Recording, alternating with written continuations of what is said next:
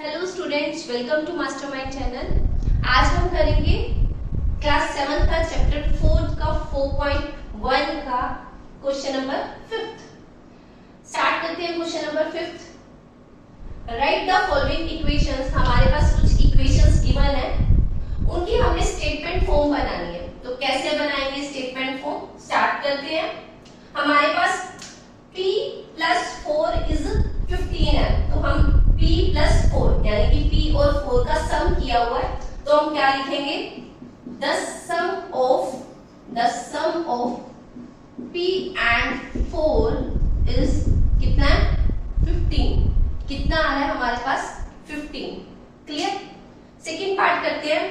m minus 7 is 3 is equal to 3 है ना?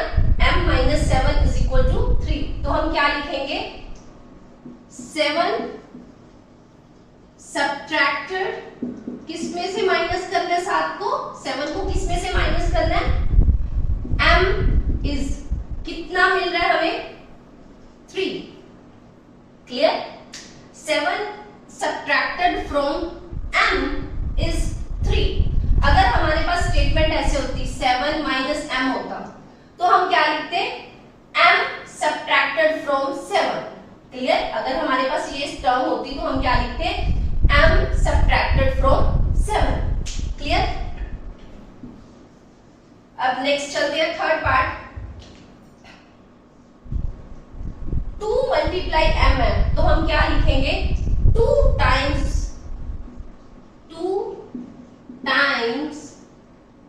m। 2 की मल्टीप्लाई है, तो हम क्या लिखेंगे? 2 टाइम्स m इज किसके इक्वल आ रहा है? 7 के, तो हम क्या लिखेंगे यहाँ? 7। क्लियर? अब करते हैं next fourth part. m by 5 is 3। इसे हम दो मेथड से कर सकते हैं। एक तो ऐसे लिख सकते हैं m इज डिवाइडेड बाय 5। क्या लिखा है? m is divided by 5 is 3। एक और मेथड है, अब मल्टीप्लाई में ना 1 by 5 मल्टीप्लाई m, ऐसा इस तरह का कोई क्वेश्चन हो तो हम एक और मेथड अप्लाई कर सकते हैं यहाँ पे। कौन सा? 1/5 of a number m। 1/5 of a number m कितना दे रहा है? Is 3। Clear? Next question 5th। हमारे पास 3 by 5 है, तो हम क्या लिख सकते हैं?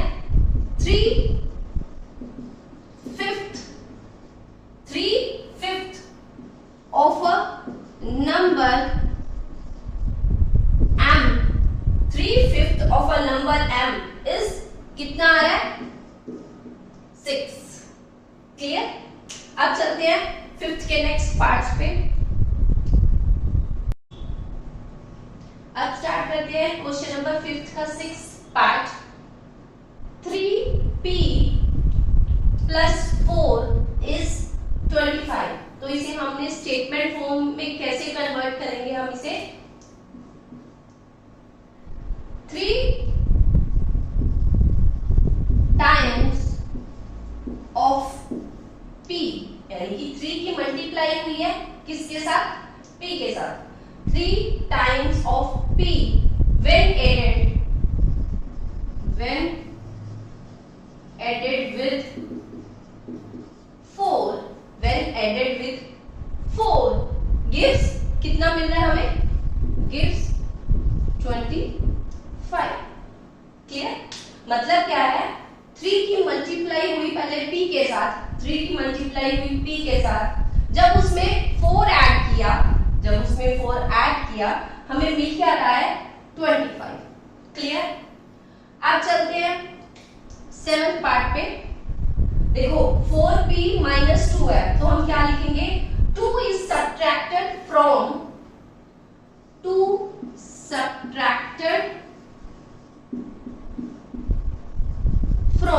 किसमें से सब्ट्रैक्ट करना है? 4 times of p। 4 times of p कितना मिल रहा है हमें? गिव्स 18। क्लियर? क्या लिखा है? 2 को माइनस किया किसमें से? 4 टाइम्स ऑफ p में से, मिला क्या है हमें रिजल्ट में? 18। क्लियर? अब चलते हैं नेक्स्ट लास्ट पार्ट पे। देखो p/2 है, तो दैट मीन्स हम इसे क्या लिख सकते हैं? Half of p। Half of p 1/2 है ना, तो हाफ ऑफ p लिख सकते हैं। when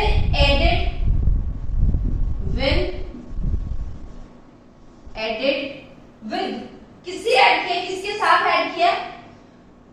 2। when added with 2 हमें मिल क्या रहा है? gives क्या मिल रहा है? 8। अब इसे स्टेटमेंट को एक्सप्लेन करेंगे। अगर हम ऐसे लिखे 1/2 मल्टीप्लाई p, किसके इक्वल आएगा? 1/2p। अब और इसे किसके इक्वल लिखेंगे? p/2। जब p/2 में 2 ऐड करेंगे तो हमारे पास क्या आएगा?